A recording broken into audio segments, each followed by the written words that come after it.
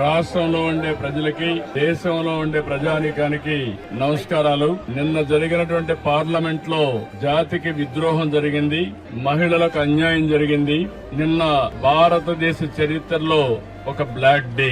ఎందుకంటే అందరూ అనుకున్నాం మహిళలకు 33% రిజర్వేషన్లు వస్తాయి. చట్టసభల్లో ఎన్నో రోజుల నుంచి ఇది పెండింగ్ లో ఉంది. ఎన్నో రోజులు పోరాడాం. ఇప్పుడు తొందరలో చట్టసభల్లో, అటు పార్లమెంట్ లో, ఇటు అసెంబ్లీలో, కౌన్సిల్ లో 33% మహిళలు చూస్తామని ఆశపడ్డాం. ఇన్ని పోరాటాల తర్వాత అందరూ కూడా ముందుకొచ్చే సమయంలో నిన్న కాంగ్రెస్ పార్టీ, దాని మిత్రపక్షాలు ఒక విధంగా చెప్పాలంటే మహిళలకు ద్రోహం చేశారు. ఇది జాతి విద్రోహం. భారతదేశ సంస్కృతి మహిళల్ని గౌరవించడం, అన్ని రంగాలలో వాళ్ళని ఆదరించడం. అందుకని ఎక్కడైతే మహిళలు పూజించబడతారో అక్కడ దేవతలుంటారనేది మన సాంప్రదాయం, మన సంస్కృతి కూడా.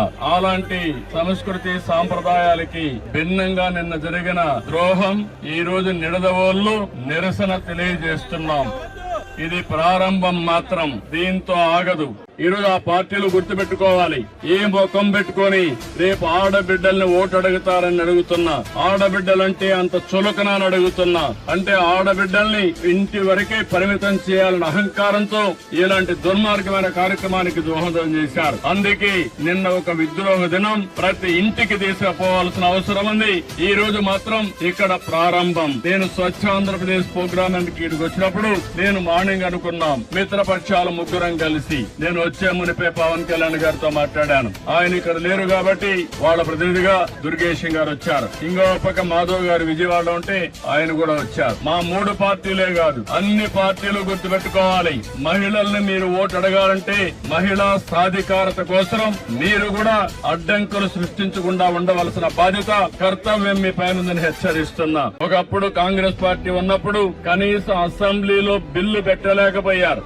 అలాంటిది 2023లో బిల్లు ప్రవేశపెట్టారు. కానీ సెన్సస్ చేసిన తర్వాత మళ్లీ దీన్ని అమలు చేయాలని చెప్పి నిబంధన పెట్టారు. కానీ 29కి మహిళలకు రిజర్వేషన్లు చేయాలనే ఆలోచనతో ప్రధానమంత్రి గారు ముందుకొచ్చారు. ముందుకొచ్చి ఈ రోజు సవరణ బిల్లు తీసుకొచ్చారు.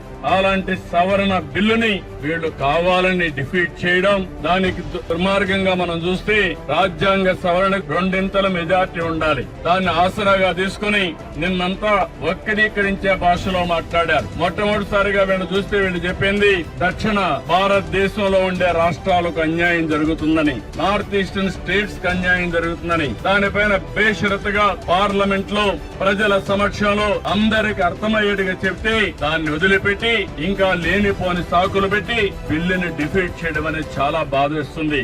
నేను చూశాను, అపోజిషన్ పార్టీస్ అన్ని విర్ర వేగిపోయారు. మేము ఇష్ట ప్రకారం చేస్తాం అనే విధంగా ముందుకు పోయారు. అంటే మీరు ప్రజలు ఎన్నుకుంటే చట్టసభల్లోకి వచ్చారు. అలాంటి మీరు ప్రజాహితం కోసం, మహిళా సాధికారం కోసం మీరు చట్టాలు చేయాల్సింది పోయి మహిళా ద్రోహం చేస్తూ దేశ ద్రోహం చేసే పరిస్థితికి వచ్చారు. ఇది మంచి పద్ధతి కాదు. మహిళలంటే అబలులు కాదు.